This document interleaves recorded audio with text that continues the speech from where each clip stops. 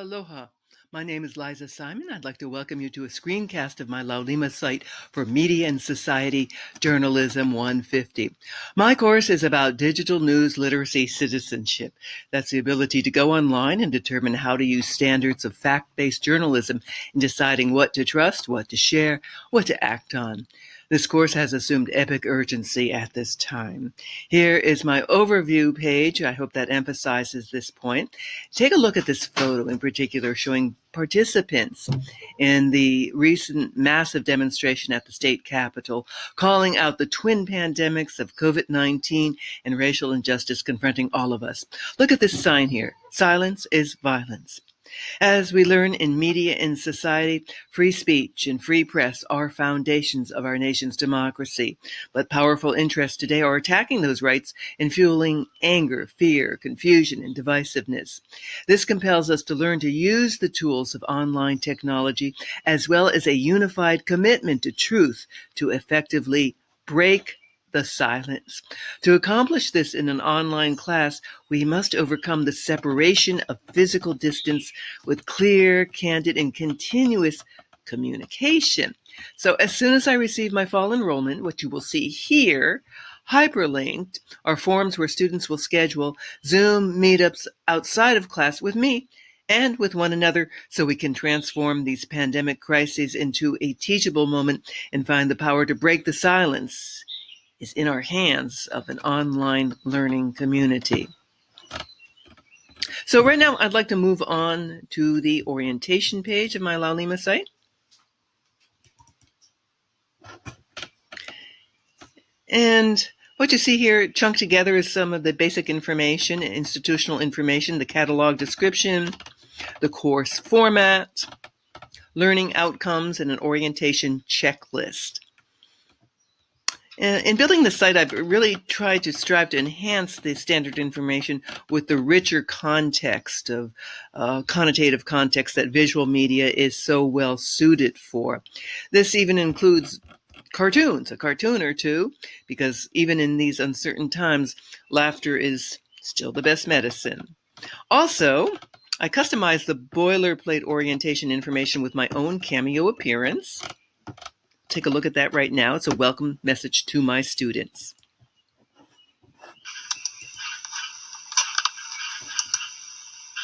Aloha, mahalo for your interest in media and society. This is an essential course for navigating news and info in the midst of uncertainty and epic change. My name is Liza Simon. I'd like to take this moment to welcome you and say, e komo mai. This course is about how to find and evaluate trustworthy information and how to take hold of new technological tools so you can share your own authentic stories that are the basis for good decision-making and positive action. We'll be wearing two hats, sometimes indistinguishable from one another. We'll learn to be both engaged consumers and creators of news and information. This need for news and information is a human need. We rely on it to connect with one another, to detect threats, to divert or enlighten our hearts and minds. And if ever there were a teachable moment for doing this, it is now.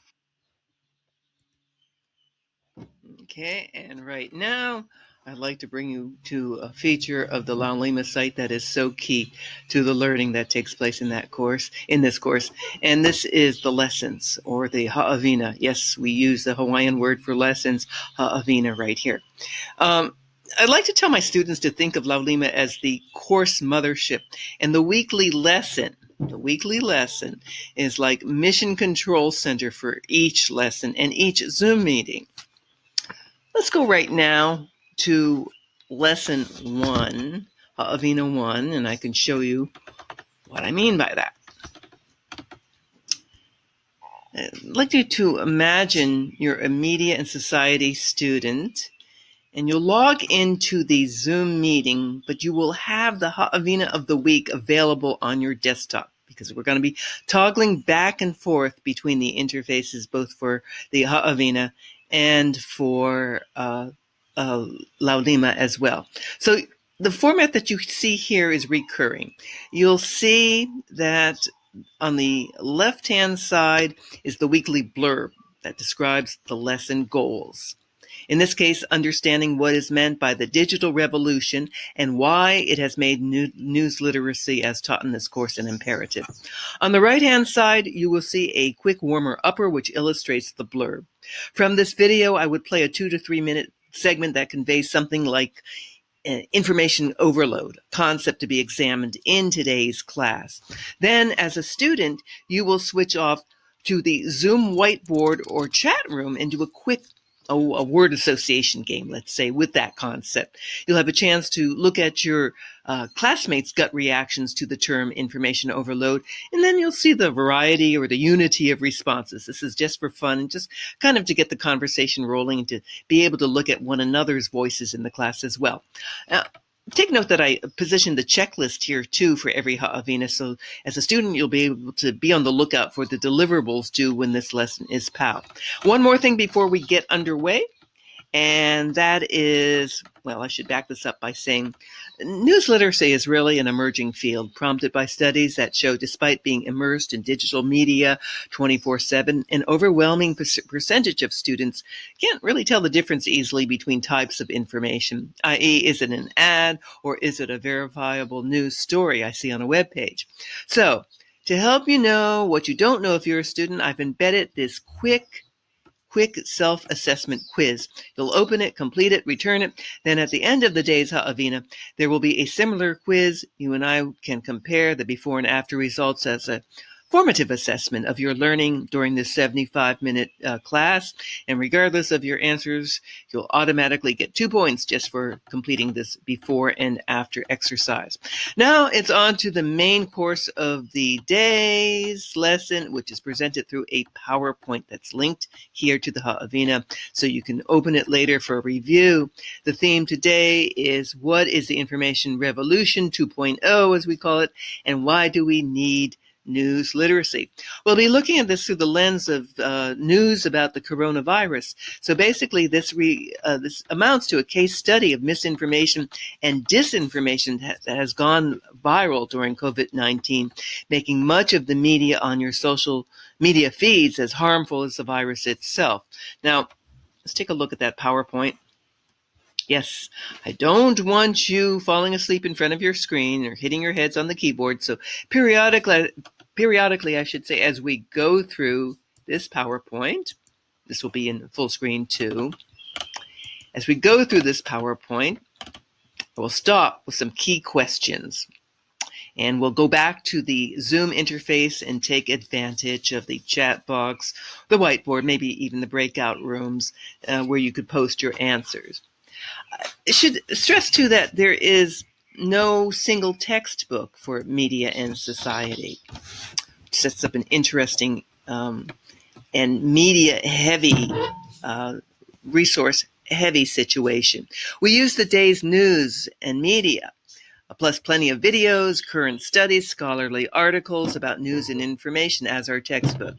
All these resources are provided by me in the Ha'avina. They're all hyperlinked, right? And that eliminates the need to go on a scavenger hunt around Laulima to make sense out of the day's lesson. To support your lesson, to support your learning, I should say, the lesson also includes visual summaries back up here of the day's main points and such. So everything is designed for sort of your convenience, I would say, so that you could take these seemingly disparate elements and really be equipped to weave them together. And towards that end, when we get near the end of the lesson, we have to have a discussion about homework.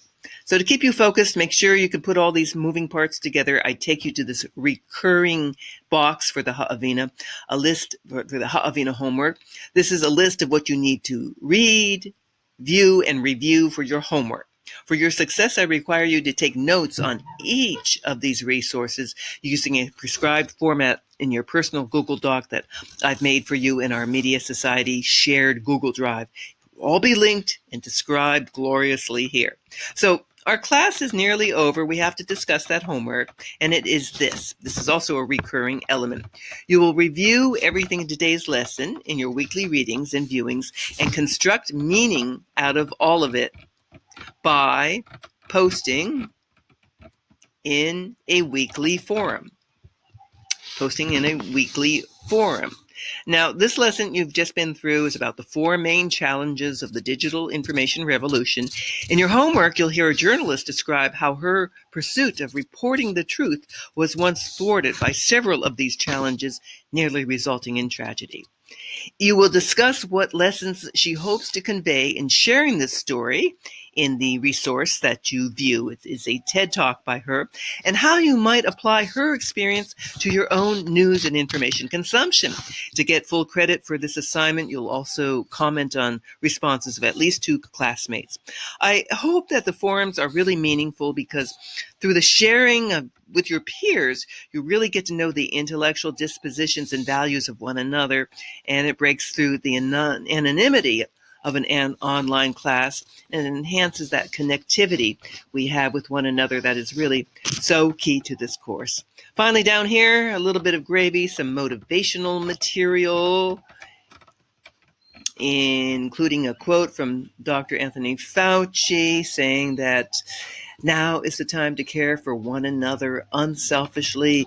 And at the end, just a quick reminder, we've all heard the saying, there is no such thing as a stupid question. So this is a reminder to make an appointment, sign up for an online Zoom meeting outside of class with me and with your classmates.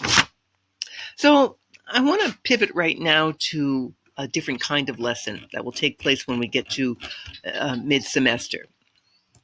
Avina 8 should introduce this by saying one of the best ways to understand news and media is to do it yourself. You'll be collaborating in groups to research, write, and produce everything from online news stories to infographics and full-on websites using a Wix site that you'll set up and hyperlink to the Laulima site at the beginning of the semester. Your Wix site will serve as an enduring portfolio for all your work.